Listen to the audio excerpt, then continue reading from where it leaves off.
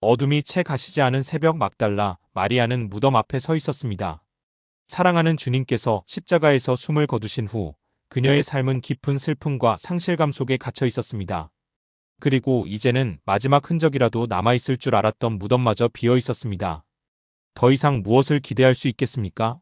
그녀는 무너진 마음으로 흐느꼈습니다. 그러나 그녀는 깨닫지 못하고 있었습니다. 절망으로 가득했던 그 무덤이 부활의 시작점이라는 사실을.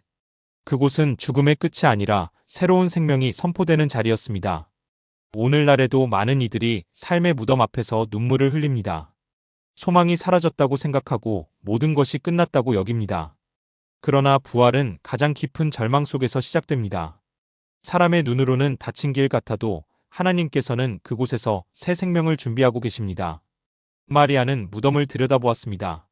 하지만 그녀의 눈은 부활의 영광을 보지 못했습니다. 그녀에게 보이는 것은 사라진 주님의 흔적뿐이었습니다. 그리고 뒤를 돌았을 때 누군가가 서 있었습니다. 그러나 그녀는 알아보지 못했습니다. 그토록 사랑하고 따랐던 주님께서 그녀 곁에 계셨지만 슬픔에 잠긴 눈은 주님을 인식하지 못했습니다. 그녀는 여전히 죽음에 매여 있었고 부활의 생명을 보지 못하고 있었습니다. 우리도 마찬가지입니다. 때때로 주님께서 너무나 가까이 계심에도 불구하고 눈물과 걱정 속에서 주님을 인식하지 못할 때가 있습니다. 주님께서 우리의 삶 속에서 일하고 계시지만 우리는 여전히 문제에만 집중하며 주님의 임재를 깨닫지 못합니다. 그러나 주님께서는 떠나지 않으셨습니다. 여전히 우리 곁에 계시며 우리가 돌아서기를 기다리고 계십니다. 마리아는 비로소 주님을 알아보았습니다. 절망 속에서 주님을 찾았던 그녀는 이제 생명의 주님을 만나게 되었습니다. 그러나 주님께서는 그녀에게 머물러 계시지 않으셨습니다. 그녀가 해야 할 일이 있었습니다. 부활의 기쁨을 혼자 간직하는 것이 아니라 세상을 향해 나아가야 했습니다. 더 이상 무덤 앞에서 슬픔을 붙들고 있을 때가 아니었습니다. 그녀는 달려가 제자들에게 전해야 했습니다. 부활은 단순한 간격으로 끝나지 않습니다. 그것은 사명을 향한 부르심입니다. 주님을 만난 자는 다시 예전으로 돌아갈 수 없습니다. 그는 세상을 향해 나아가야 합니다. 마리아는 달려가 외쳤습니다. 내가 주를 보았습니다. 이 고백이 부활의 첫 번째 선포였습니다. 오늘날에도 주님을 만난 이들에게는 같은 부르심이 주어집니다.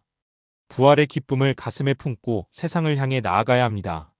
여전히 두려움 속에 있는 이들에게 주님께서 살아계심을 증거해야 합니다.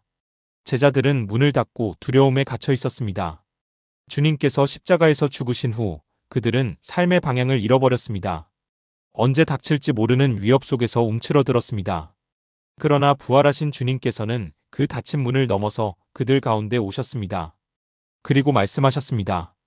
너희에게 평강이 있을지어다. 두려움이 지배하던 공간이 평강으로 채워지는 순간이었습니다.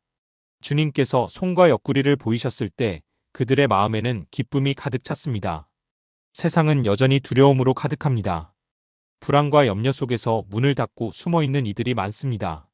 그러나 부활하신 주님께서는 우리의 닫힌 마음과 삶의 장벽을 넘어오십니다. 그리고 평강을 주십니다. 이제 더 이상 두려움 속에 갇혀 있을 필요가 없습니다. 주님께서 살아계시며 우리와 함께 하십니다. 주님께서는 제자들에게 다시 한번 평강을 선포하셨습니다. 그러나 거기서 멈추지 않으셨습니다. 이제 그들을 세상으로 보내셨습니다. 아버지께서 나를 보내신 것 같이 나도 너희를 보내노라. 부활의 은혜를 경험한 자들은 더 이상 제자리에 머물러 있을 수 없습니다. 부활은 새로운 시작입니다. 이제는 세상으로 나아가야 합니다. 그러나 그것은 우리의 힘으로 감당할 수 있는 일이 아닙니다. 그래서 주님께서는 그들을 향해 숨을 내쉬며 말씀하셨습니다. 성령을 받으라. 부활을 증거하는 삶은 인간의 능력으로 되는 것이 아닙니다. 주님께서 주시는 능력, 주님께서 부어주시는 생명의 숨결이 필요합니다. 그리고 주님께서는 용서의 사명을 맡기셨습니다. 너희가 누구의 죄든지 사하면 사하여질 것이요 그대로 두면 그대로 있으리라. 부활의 증인들은 세상을 향한 화해와 용서의 사명을 감당해야 합니다. 주님께서 주신 평강을 세상에 흘려보내야 합니다. 부활은 단순한 사건이 아닙니다. 그것은 우리의 삶을 변화시키는 능력입니다. 마리아는 절망 속에서 주님을 찾았고 주님의 음성을 들었으며 기쁨으로 그 소식을 전했습니다. 제자들은 두려움 속에 있었지만 부활하신 주님께서 그들을 찾아오셨고 평강을 주셨으며 세상을 향한 사명을 맡기셨습니다. 이제 우리의 차례입니다. 더 이상 무덤 앞에서 울지 마십시오. 주님께서는 살아계십니다. 부르시는 주님의 음성을 들으십시오. 주님께서는 여전히 우리를 부르고 계십니다. 부활의 기쁨을 품고 세상으로 나아가십시오. 주님의 평강을 전하십시오. 그리고 주님께서 주시는 능력으로 살아가십시오. 부활하신 주님께서 말씀하십니다. 너희에게 평강이 있을지어다. 아버지께서 나를 보내신 것 같이 나도 너희를 보내노라. 이제 우리는 부활의 증인으로 살아가야 합니다. 주님의 소식을 품고 세상으로 나아가십시오.